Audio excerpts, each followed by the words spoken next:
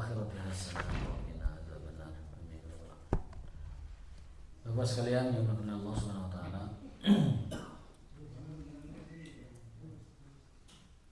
Kita lanjutkan kembali kajian Tazkiyatun Nufus ya.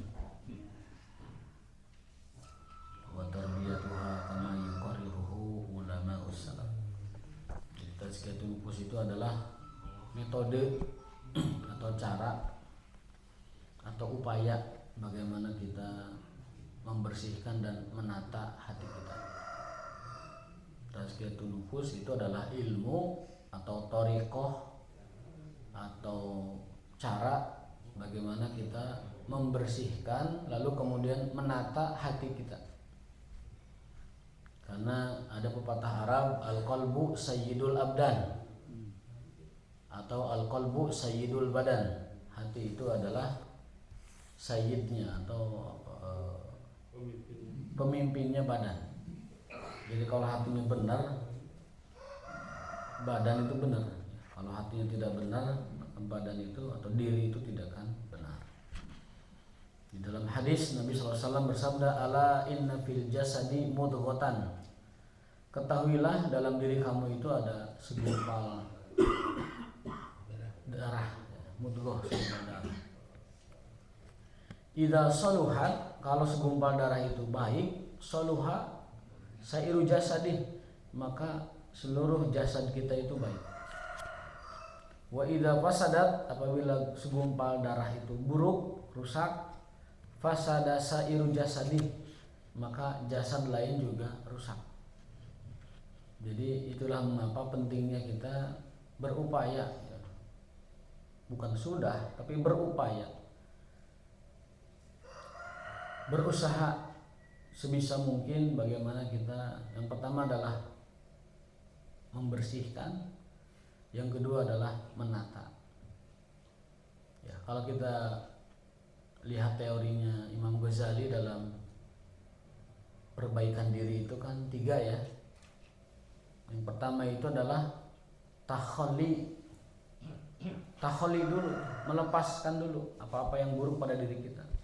Dari kata akhla yukhli ikhlaun, takhalla ya takhalla takhalliyan, melepaskan dulu, mengosongkan dulu. Maksudnya bukan mengosongkan batin, bukan mengosongkan hati. Maksudnya mengosongkan diri dari hal-hal tercela terlebih dahulu.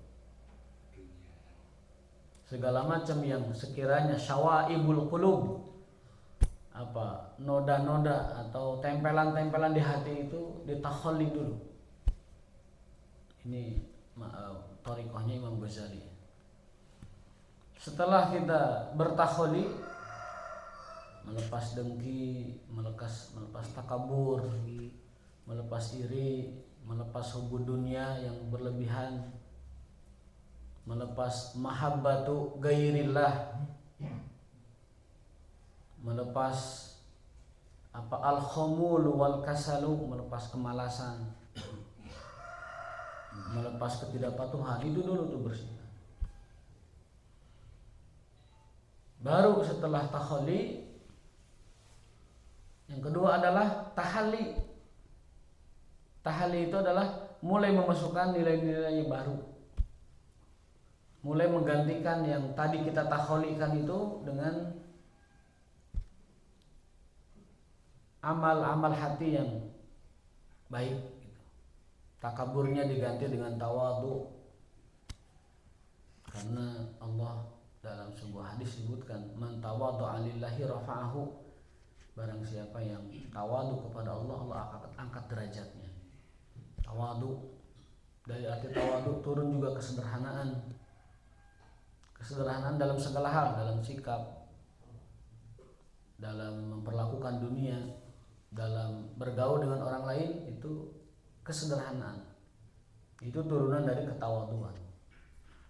Imam Junaid al-Baghdadi mengatakan bahwa seseorang akan diangkat derajat oleh Allah Ta'ala meskipun dia tidak banyak ibadahnya, atau meskipun dia ilmunya tidak alim.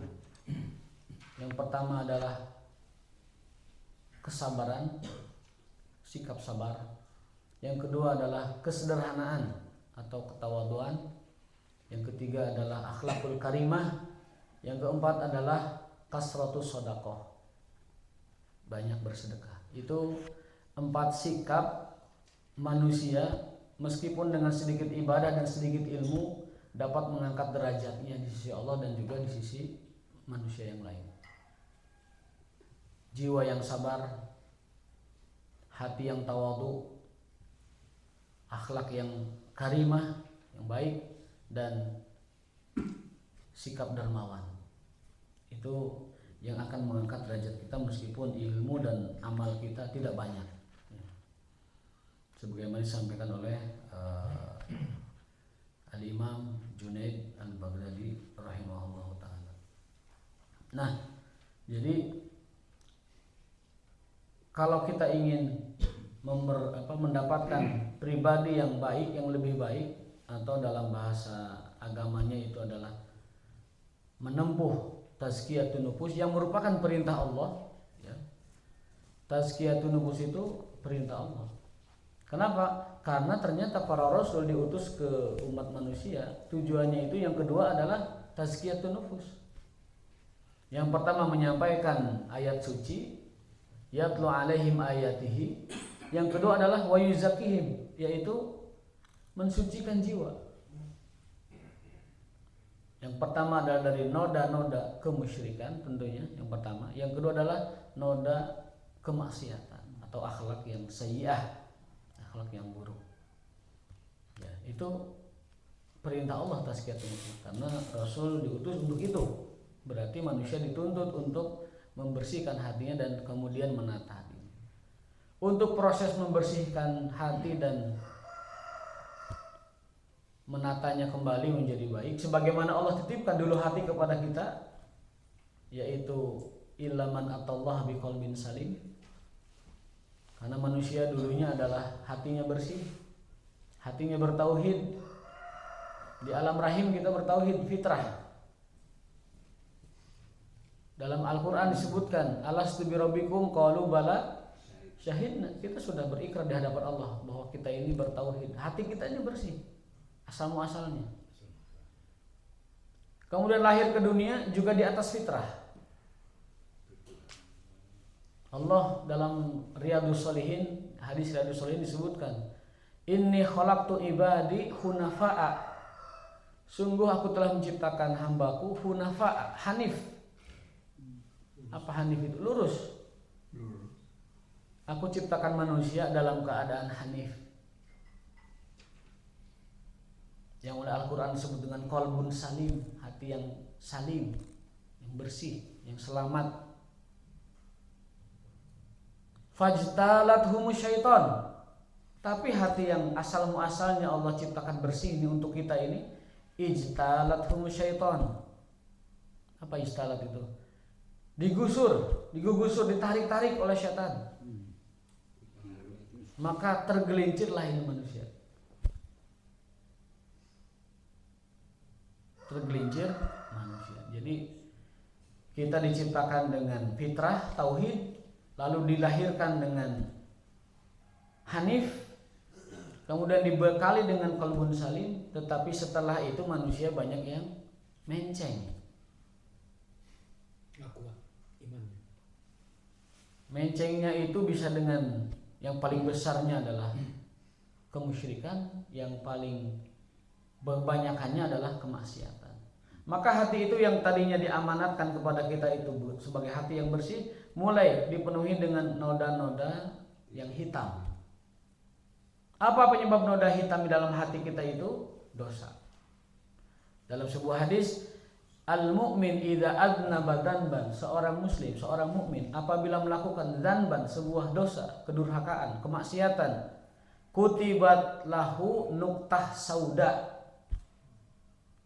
dititikkan baginya noktah hitam di hatinya itu. Kalau dia tidak rajin membersihkannya, saqula qalbuhu, hatinya jadi kelam. Noktah bahasa Arab juga. Noktah bahasa Arab. Asalnya Arab, dicomot oleh Indonesia jadi noktah. Jangankan Indonesia, Sunda aja banyak dari Arab. Tijalike itu dari bahasa Arab, tazallaqo. Sebeh itu dari bahasa Arab, sabi'a. Beteng dari bahasa Arab, butun. Bersama bahasa Sunda ya. Banyak bahasa Sunda banyak. Pepisahan pirak itu firok bahasa Arab. Berjauhan baud itu baud dari baid itu. Baud dari baid jauh. Kalau Sunda banyak kan. Bahkan sampai bahasa yang paling mungkin bisa dibilang kasar mungkin ya, modal itu bahasa Arab. Bahasa Arab dari kata fadol. Kalau tafadol silahkan, tapi kalau fadol jamaknya fadolat itu mohon maaf kotoran manusia. Maka jangan salah nyebut fadilatus syekh dengan fadolatus syekh, itu bumi langit beda artinya itu. Kalau fadilatus syekh itu syekh yang mulia, tapi kalau fadolatus syekh ya yang modal. ya itu. Kalau Padang beda jauh. Kalau Sunda banyak beda. Bahasa-bahasa ungkapan yang sederhana saja seperti rag-rag itu bahasa Arab. Rag-rag. Rag-rag itu bahasa Arab. Murad bahasa Arab. Murok. Ada sedikit gubahan akhiran aja Pak. Penyebutan gitu. Mungkin karena kesulitan kita menyebutnya. Jadi banyak sekali bahasa. Kawan saya ada yang sampai jadi profesor gara-gara neliti ini. Yaitu alfazul Sundawiyah minal alfazil Arabiyah, lafaz-lafaz Sunda yang diambil dari bahasa Arab. Jadi profesor sekarang. Iya, Profesor di UI. Kemudian sekarang jadi atase pendidikan di kedutaan Kedubes RI di Kairo ya. Itu dulu di Sudannya itu kawan. Ya, hanya terpaut 1 tahun lah. 1 tahun 2 tahun. Dari sisi umur juga mungkin sama. Cuman karirnya cemerlang karena fokus di kampus. Kalau saya fokus memotoran. Ini beda fokus. Fokus touring, fokus ngampus beda ya. Jadi kalau touring ya saya profesornya gitu. Profesor touring gitu. Tapi kalau beliau tuh dalam pendidikan. Nah, beliau itu sampai dapat akhirnya profesor di dalam bidang tadi, meneliti bagaimana bahasa Sunda itu banyak dari bahasa Arab dan bagaimana bahasa Sunda itu menyerap dari bahasa Arab. Gimana prosesnya? Secara budaya bagaimana, secara politik bagaimana, secara geopolitik kalau ada tuh bagaimana, diteliti semua. Sampai profesor mengatakan saya tidak akan menguji kamu dalam bahasanya karena saya nggak paham bahasa Sunda. Saya uji metodologinya aja.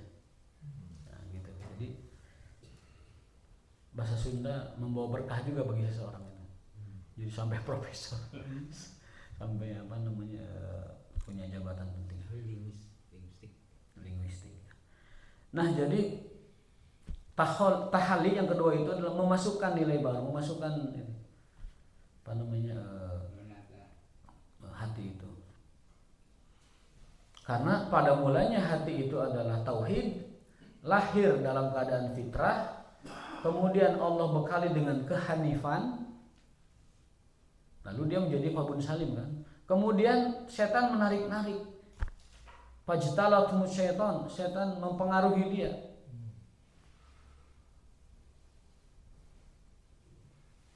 Maka kalau hati itu ketika kembali kepada Allah tidak qalbun salim, berarti ada masalah dalam diri kita.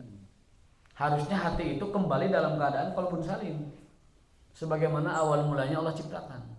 Tapi kalau hati yang tadinya Allah ciptakan dalam qalbun salim balik-balik menjadi qalbun marid atau qalbun mayit, nah itu kita harus mempertanggungjawabkan amanah atau titipan hati dari Allah yang tadinya salim itu. Kenapa bisa rusak? Kenapa bisa kotor seperti ini? Kenapa hati ini kembali dalam keadaan berdebu seperti ini? Ya, itu kita harus bertanggungjawabkan. Nah, hati yang ketutup oleh noktah hitam tadi yang kata hadis itu dapat dibersihkan secara berkala dengan taubat. Dengan taubat. Nabi saja taubatnya sehari 100 kali. Ayuhan nas tubu ila rabbikum, wahai manusia taubatlah kalian kepada Tuhanmu. Aku saja sehari taubatnya 100 kali. Kata Rasul SAW. Itu yang tidak ada dosanya beliau.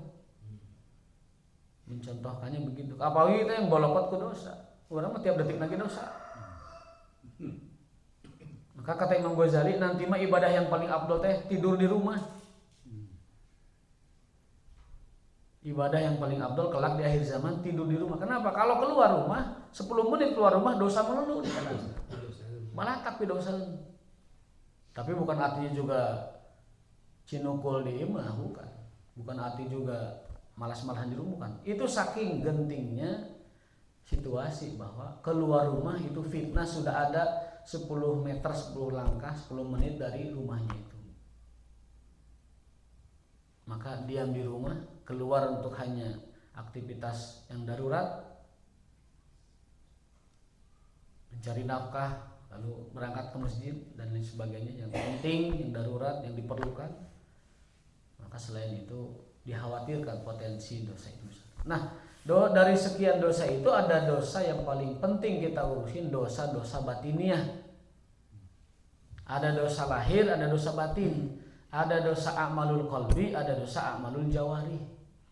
Kalau dosa a'malul jawari itu kerasa dosanya. Dosa yang sifatnya physically kerasa dosanya. Magebuk batur, aduh. Tobat kerasa.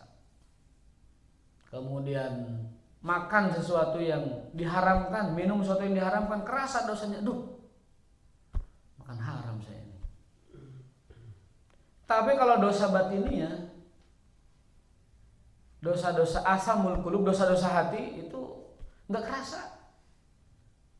Coba iri, kapan orang merasa iri itu dosa? Jarang. Takabur, kapan orang merasa takabur itu dosa? Padahal takabur itu hanya dengan menganggap orang itu remeh gitu, menganggap orang itu tidak ada apa-apanya, menganggap orang itu di bawah kita, itu sudah kesombongan yang besar. Bukankah definisi sombong itu adalah menolak kebenaran dan meremehkan manusia? Al-kibru, sombong itu adalah batarul haqi, menolak kebenaran, wa ghamtin nas, dan merendahkan manusia. Tapi nggak pernah terasa dosa-dosa batin kayak gitu. Ya. Ujub, tidak pernah terasa bahwa ujub itu adalah sebuah kesalahan yang akan menghapus dosa-dosa kita, menghapus pahala ibadah kita yang baru dilakukan. Ujub itu dapat menghapus pahala yang baru kita lakukan. Ibadah baru kita lakukan, lalu kita merasa ujub, hilang itu ibadahnya. Merasa telah baik, merasa telah sempurna, merasa telah melakukan kesolehan, pokoknya ujub lah, bangga diri, merasa baik diri dalam hatinya, itu menghapus kebaikan yang baru dia lakukan. Nah kan kayak begini jarang dikoreksi Pak, yang kayak gini a'malul qulub ini. Maka kata kitab ini, orang itu kalau dia ikhlas saja 1 jenak 1 menit itu selamat dia. Tapi kebanyakannya ikhlas itu sulit dilakukan. Awal harus ikhlas, di tengah harus ikhlas, di akhir setelah amal itu harus ikhlas juga. Menjaga konsistensi ikhlas dari awal, tengah, akhir itu sulit. Ada yang awalnya ikhlas, di tengah sudah mulai goyah tuh, aduh, gening eueuh batur berjamaah teh kemana gitu. Merasa aduh urang hungkul ke masjidnya dan lain sebagainya.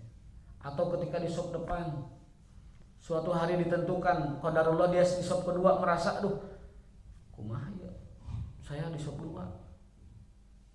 Kan biasanya ketinggalan di sop awal. Ikhlas sudah rusak itu ikhlas itu. Jadi kalau kita merasa di sop 2 tidak nyaman karena biasa di sop awal dan pertimbangannya adalah pandangan manusia, itu kita sudah jatuh kepada ketidakikhlasan atau ria dan ujub. Kalau mau merendahkan diri, Tipis dan lembut. Merendahkan diri tawadhu. Merendahkan diri itu adalah menganggap bahwa apabila kita melihat orang muda, kita mengatakan dia masih sedikit dosanya. Dan kalau kita melihat orang tua, kita mengatakan dia amal solehnya sudah banyak, melebihi kita. Sehingga kepada orang lain itu tawadhu. Ketika melihat orang yang kurang harta bendanya dari kita, kita katakan bahwa Allah sedang menyediakan yang terbaik untuknya di akhirat. Dan kelak orang-orang yang, saya pernah katakan hadis Tirmizi, Rasulullah bersabda, kelak orang-orang yang ashabu al-afiyah akan cemburu dengan ashabul musibah, karena begitu banyak pahala yang dia bawa dengan sabar dari musibah atau bala atau kekurangan atau kefakiran atau ketidaksehatan. Itu akan datang dengan bergunung-gunung pahala, berawan-awan pahala yang dicemburui oleh ashabul afiyah itu. Bersyukur, banyak bersyukur ya. Tentu bersyukur itu adalah bagian dari tazkiyatun nufus. Nah, jadi dosa-dosa batin itu lebih berat kita taubati daripada dosa-dosa hati. Kata Imam Ghazali, kalau hati kita ingin tertata rapi, ingin hati kita terdidik dengan baik oleh nilai-nilai Al-Quran, oleh pesan-pesan Allah Subhanahu wa taala, yang pertama itu takholi dulu. Buang itu sifat-sifat atau kotoran-kotoran hati. Takabur, ria, ujub, iri, sombong yang jelas itu. Keangkuhan, memandang orang itu remeh di bawah kita, merasa kita lebih dari orang aja, itu sudah bagian dari takabur.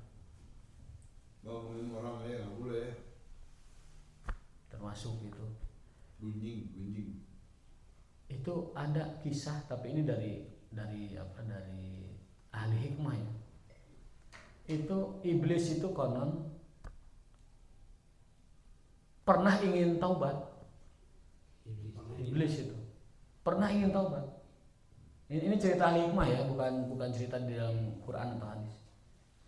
Jadi setelah dia entah berapa ribu tahun membangkang kepada Allah, padahal iblis itu adalah makhluk yang pernah bercakap dengan Allah kan, berdialog. Jadi iblis itu keyakinan dan keimanannya kepada kemaujudan Allah itu pol gitu.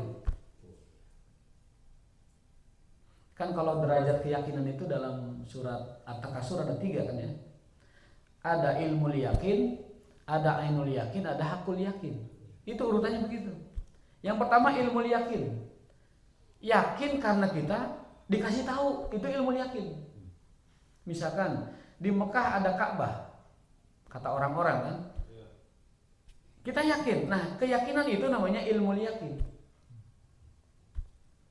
Meyakini karena dikasih tahu atau ada berita. Lalu kita berangkat ke sana, melihat itu Ka'bah. Oh, iya Ka'bah, ada.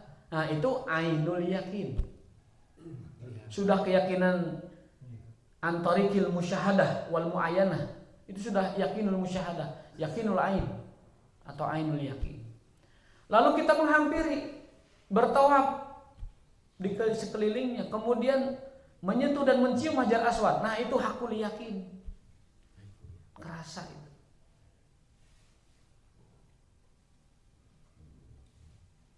Jadi keyakinan seperti itu harus dipupuk gitu. Dari ilmu yakin menjadi ainul yakin, ilmu yakin, ainul yakin, kemudian hakul yakin.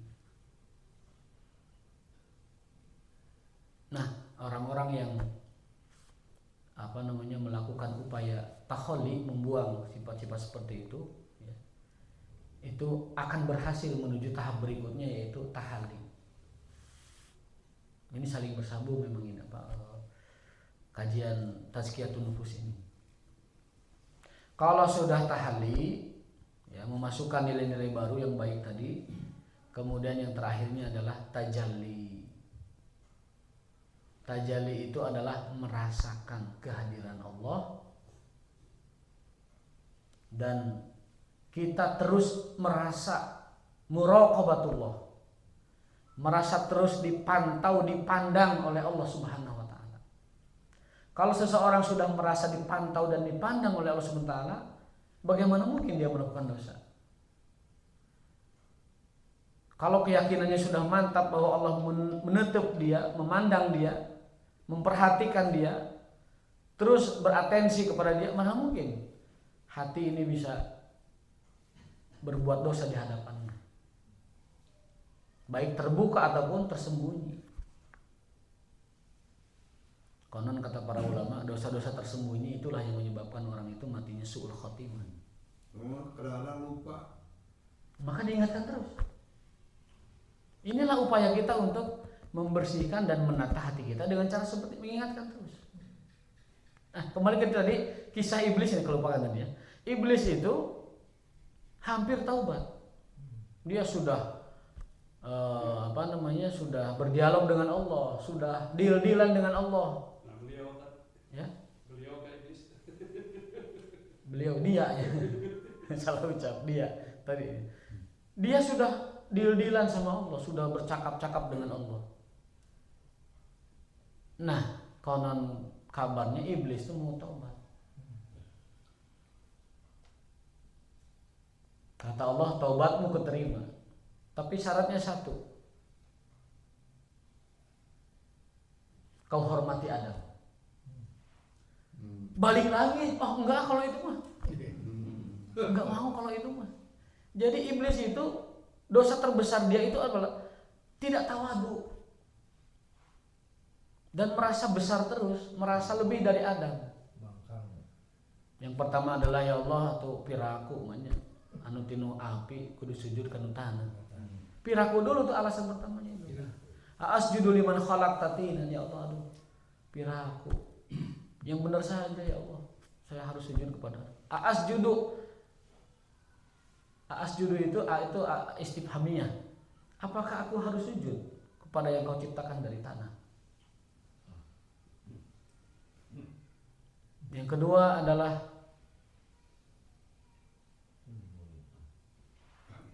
kau telah khalaqtani min nar wa khalaqtahu min tin.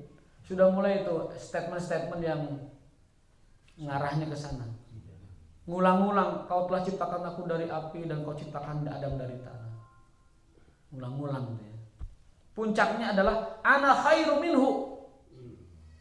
Saya lebih baik dari Adam. Nah itu puncak kesombongan iblis. Karena itu Allah kutuk dia itu gara-gara itu. Aku lebih baik dari Adam.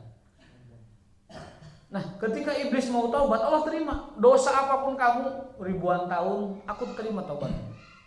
Tapi syaratnya satu, kau hormati Adam. Balik lagi nggak mau. Oh, kalau itu mah nggak bisa ya. Padahal sebenarnya kalau iblis tawadu, itu tidak meneratkan, tidak menurunkan, tidak mendownkan derajat dia sebenarnya. Toh sujudnya juga atau respectnya kepada Adam juga bukan ibadah kepada Adam, itu bukan sujudul ibadah, itu sujudul takrim. Perintah. Sujud respect, sujud menghormati perintah Allah kepada Adam. Bukan sujudul ibadah. Kalau sujudul ibadah, ya musyrik jatuhnya kan. Tidak boleh manusia sujud kepada makhluk apapun, tidak boleh sujud kepada makhluk lain. Sujudul ibadah itu musyrik. Dan yang Allah perintahkan sujud takrim, sujud ta'ah, sujud ketaatan, sujud kepatuhan, sujud respect pada Adam.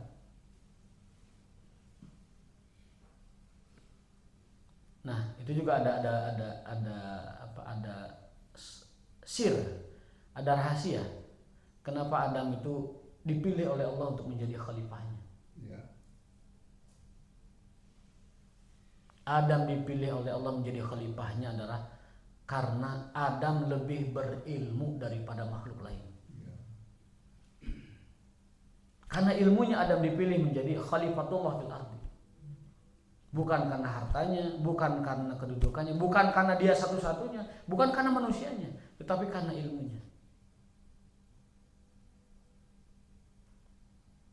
Iqra bismi rabbikal ladzi khalaq, khalaqal insana min 'alaq. Iqra wa rabbukal akram alladzi 'allama bil qalam. Hanya manusia yang bisa diajari, yang dapat menuntut ilmu, sehingga Adam dipilih itu. Yang nanti kemudian ilmu itu harus melahirkan ketakutan kepada Allah. Innama yakhsyallaha min ibadil ulama. Sesungguhnya ilmu yang benar-benar ilmu adalah ilmu yang melahirkan ketakutan, khosyah kepada Allah Subhanahu wa taala. Dan ulama adalah orang-orangnya. Jadi disebut ulama itu apabila ia memiliki rasa takut yang tinggi dan besar kepada Allah Subhanahu wa taala. Berbaktinya kepada Allah, bukan berbakti kepada yang ngasih proyek. Apalagi baktinya kepada yang ngasih tambang. Lebih berat lagi itu. Jadi akhirnya madaratnya lebih besar. Sehingga banyak yang menyarankan untuk ditarik kembali oleh negara yang diberikan kepada ormas-ormas itu. Jadi menjaga a'malul batiniyah lebih berat ketimbang menjaga a'malul dhahirah atau a'malul badaniyah. Dan dosa-dosa batiniyah lebih berat dan susah ditaubati ketimbang dosa-dosa badaniyah. Maka pertimbangan itulah kita merasa penting untuk belajar, mencari metode, mencari cara bagaimana kita dapat mentazkiyah nufus kita, membersihkan pertama kali itu takhali, kemudian mengisi dengan yang baik itu tahalli, lalu kemudian setelah itu nampak cahaya Allah dalam diri kita. Tajalli itu adalah nampak, kalau bahasa keren itu nampak manifest Allah itu dalam kehidupan kita. Jadi kalau orang sudah menempuh jalan ini, menempuh ini atau suluk dalam jalan ini, suluk itu jalannya, akan nampak cahaya Allah pada dirinya. Akhlaknya berakhlak dengan akhlak Allah. Kemudian menjalankan perintah Allah. Hidupnya semata-mata untuk Allah dan karena Allah. Yang dikejar-kejarnya hanya Allah. Marah dan cintanya itu juga karena Allah. Kemudian gusar dan nyamannya itu juga karena Allah. Jadi nanti nyambung ke ikhlas. Maka definisi ikhlas itu tajarrud. Al-ikhlas huwa tajarrud. Ikhlas adalah tajarrud. Apa itu tajarrud? Tajarrud itu adalah terbebas dari segala macam ikatan selain Allah Subhanahu wa taala. Terbebas dari segala macam pertimbangan selain Allah Subhanahu wa taala. Terbebas dari segala macam niat dan motivasi kecuali Allah Subhanahu wa taala. Terbebas dari segala macam penghambaan, terbebas dari segala apapun kecuali Allah Subhanahu wa taala. Maka ikhlas yang paling sederhana definisinya adalah at-tajarrud lillah. Tajarrud. Kalau bahasa keseharian dalam bahasa Arab, tajarrud itu adalah telanjang. Tajarrud. Kalau tabarruj mah berhias bagi wanita itu. Berdandan. Ini tajarrud dari kata tajarroda ya tajarrudu, murni. Maka kita nyebut ada ilmu mujarrad, ada ilmu tatbiki, ada ilmu murni, ada ilmu praktikal, ilmu terapan. Nah, tajarrud itu dari kata itu, mujarrad, jarroda, tajarroda, memurnikan, mengosongkan, menelanjangkan diri kita dari segala macam apapun ilmu. Makanya ikhlas itu ilmu yang paling berat, ikhlas itu. Ilmu yang paling berat. Harus tajarrud, melepas semua pertimbangan, melepas semua maksud, melepas semua tujuan, melepas semua yang kita cari dan kita kejar kecuali Allah Subhanahu. Contoh aja sikap kita kepada dunia. Lebih besar mana hubbud dunia kita dengan mahabbatullah kita? Hubbud dunia pasti. Padahal ada kaidah, Allah tidak menciptakan dua cinta dalam satu hati. Kalau dia hubbud dunia, mustahil dia hubbullah. Dan kalau dia terlalu hubbud dunia, maksudnya terlalu, kalau batas wajar itu Allah izinkan. Jadi mustahil orang itu mahabbatullah beriringan dengan hubbud dunia. Hubbud dunia itu terjemahannya bukan suka bumi ya, hati-hati. Anak imarat ada yang min aina anta? Ana min hubbud dunia. Oh, hubbud dunia. Dari mana antum hubbud dunia? Suka bumi. Salah gitu. Suka bumi mah hubul ardi, suka bumi bukan hubbud dunia. Hubbud dunia mah terlalu mencintai dunia atau cinta dunia. Dan ternyata oleh Rasulullah disebutkan hubbud dunia itu penyebab umat Islam ini lemah dan terpuruk. Tada'a alaikumul umamu kama tada'a al-aqlatu ala qas'atiha.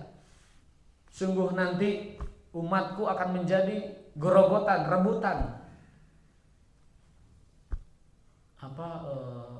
umat-umat yang lain, seperti makanan yang diperebutkan oleh orang-orang lapar. Kalau ada bala-bala satu, aduh bala-bala dia kesebut. Bala-bala dia, ya apa nangkep ini teh. Bala-bala.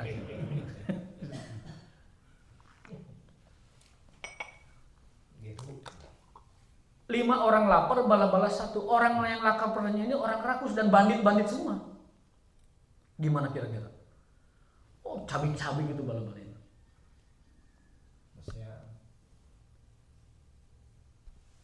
Sahabat bertanya, amin kilatin nahnu ya Rasulullah. Apakah saat itu kita sedikit ya Rasul sampai dicabik-cabik seperti itu? Kalau diperebutkan oleh orang-orang bijaksana mah tidak terlalu hancur lah. Orang-orang bijaksana orang baik ya. Kalau orang-orang soleh lihat makanan diperebutkan paling silih tawadu, kamu dulu. Atau dibiarkan orang kalau nggak ada yang makan baru, kalau nggak ada yang nambah baru gitu. Kalau orang bijak. Tapi karena yang rebutannya orang lapar dan bandit-bandit semua itu gimana coba perebutkannya? Asal mundur orang kabehnya. Asal menang orang kerawak kadang kita. Nulain mah menang. Kalau orang bijaksana masih ada adab. Dalam hadis kan adab makan itu samillah wakul biyamini wakul mimma yalik. Anak kecil, Nabi bersabda kepada anak kecil waktu itu. Samillah, makanlah dengan bismillah. Wakul biyaminik, makanlah dengan tangan kanan. Wakul mimma yalik, makan dari yang paling dekat.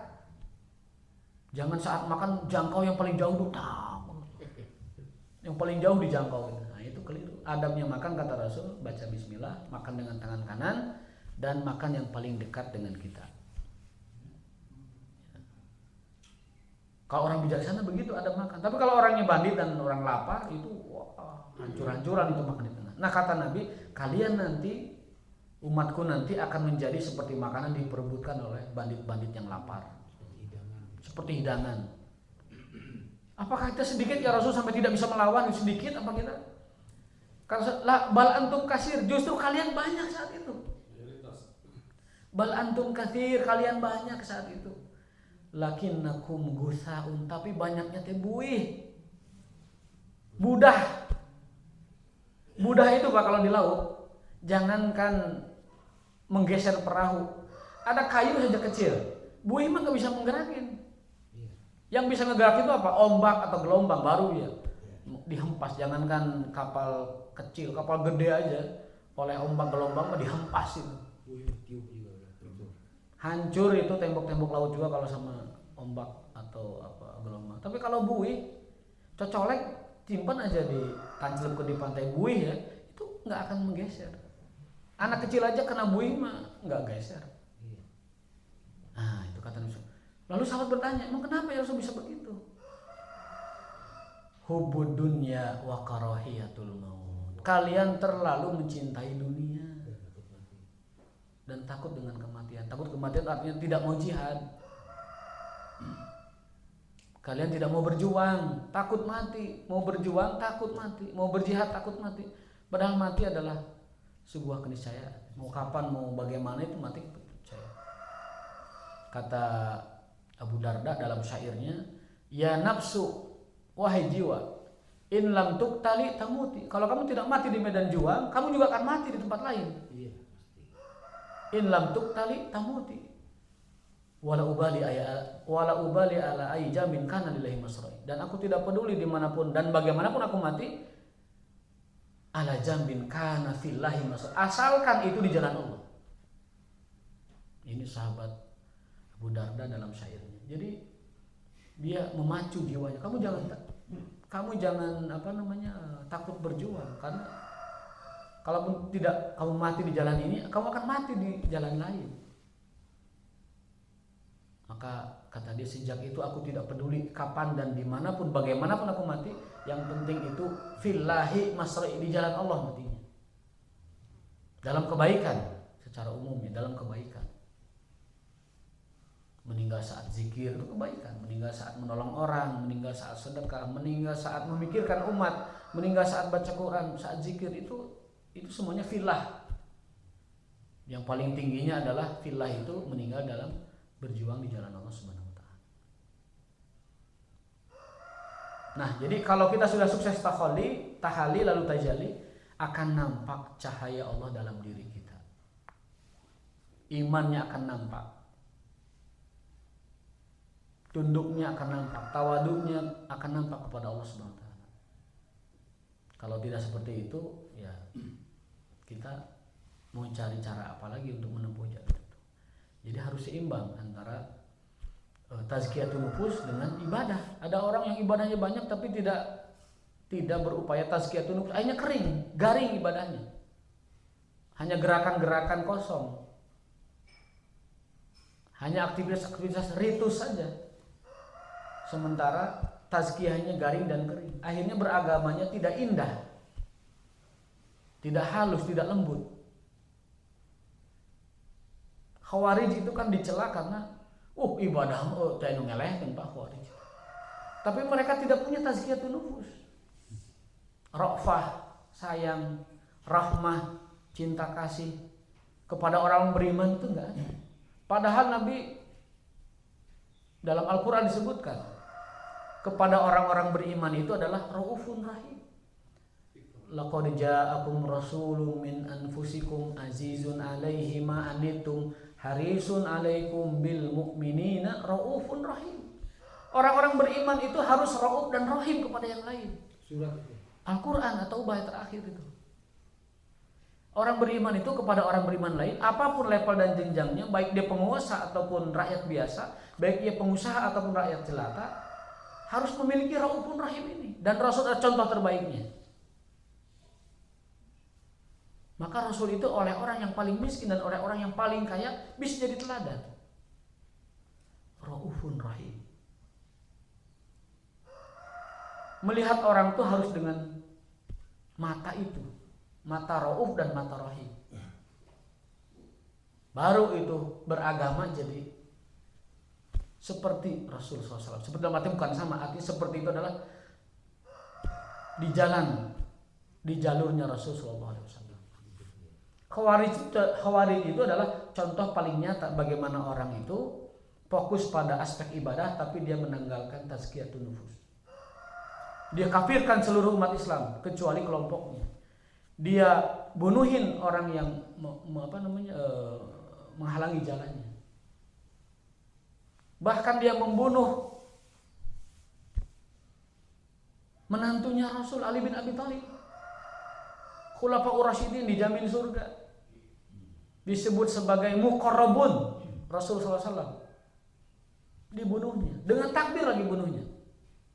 Karena dia menganggap Ali telah salah menerima ajakan damainya Muawiyah. Tuh, ajakan damai dipandang sebagai kesalahan oleh kelompok ini. Padahal Ali bin Abi Thalib radhiyallahu ta'ala anhu karramallahu wajhah ijtihad bahwa kalau damai ini dilakukan, umat Islam akan kembali kepada persatuannya. Tapi dasar Khawarij tidak punya nurani, tidak punya ra'fah, tidak punya rahmah, tidak punya tazkiyatun nufus. Dikafirkannya Ali, dibunuhnya pula. Pakai takbir lagi. Ditangkap orang pelakunya itu. Lalu dikisos. Ketika dikisos masih saja bertakbir, merasa masih benar aja. Merasa benar sambil bertakbir bahwa dia telah melakukan jihad besar dengan membunuh Ali bin Abi Thalib. Kisah nyata ini. Itu beragama tanpa hati. Siapa yang mengungkapkan itu? Rasul SAW. Orang-orang seperti ini kalian akan minder melihat ibadahnya, saking banyaknya ibadah mereka. Puasa kalian minder dibanding puasa mereka. Baca Quran kalian minder semua. Qiyamul Lail kalian minder dibanding mereka. Dan mereka keluar dari Islam seperti keluarnya anak panah dari busurnya. Besar. Itu gara-gara beribadah tanpa hati, beribadah tanpa nufus, beribadah tanpa tazkiyah. Bahaya. Maka Allah dalam surat Asy-Syams atau Al-Lail ya, saya baca ayatnya, itu menyebutkan bahwa tazkiyah itu syarat orang mendapatkan keberuntungan. Agar kita beruntung, agar kita sukses, agar kita selamat, itu kuncinya ada di tazkiyatun nafs. Saya bacakan ayatnya. A'udzubillahi minasyaitonir rajim. Wasyamsi waduhaha wal qamari idza talaha wan nahari idza jallaha wal laili idza yaghshaha was samai wama banaha wal ardi wama tahaha wa nafsi wama sawwaha fa alhamaha fujuraha wa taqwaha qad aflaha man zakkaha.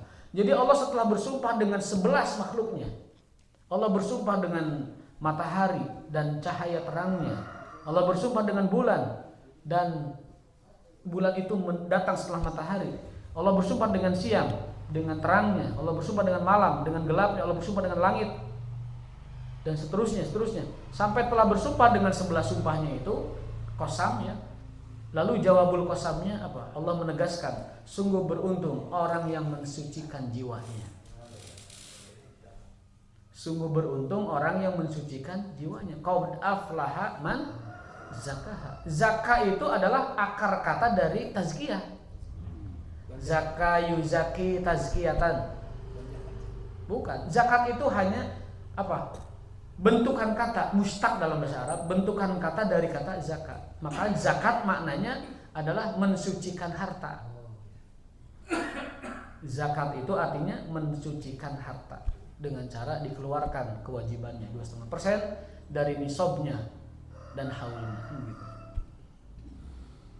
Jadi ini serius. Mun bahasa Sunda mah teu pati-pati Allah bersumpah dengan 11 sumpahnya. Kan jarang Allah sumpah dengan 11 itu. Paling wal asri satu sumpahnya untuk menyebutkan tentang kerugian manusia. Allah bersumpah dengan satu sumpah untuk menjelaskan gentingnya kiamat, la uqsimu biyaumil qiyamah wa la uqsimu bin nafsil lawamah, dan seterusnya. Allah bersumpah dengan yang lain-lain itu satu. Wal fajri, walain asri ada itu 2, 3, 4. Tapi tentang tazkiyatun nufus, tentang pentingnya membersihkan jiwa dan menata jiwa itu Allah bersumpah sampai dengan 11 sumpah. Tepati-pati Allah sumpah dengan serius ini, kecuali urusan yang akan disampaikannya teramat serius. Apa itu? Qad aflaha man zakkaha. Sungguh beruntung orang yang mentazkiyah jiwanya, mensucikan batinnya, membersihkan, menata hatinya. Itu syarat aflaha, syaratul falah, syarat keberuntungan, syarat kemenangan, syarat keselamatan, dan syarat ridha Allah Subhanahu wa taala. Aflaha, qad aflaha man zakkaha, yaitu orang yang selalu membersihkan jiwa mereka dari syawaib, dari kotoran-kotoran yang menghampirinya. Terima kasih atas perhatian. Mohon maaf atas kekurangan dan mohon maaf tambahan waktunya sekalian nunggu syuruk ya. Qul qouli hadza wa astaghfirullah li wa lakum. Hadalaikum ajmain. Wassalamualaikum warahmatullahi wabarakatuh. Subhanallah.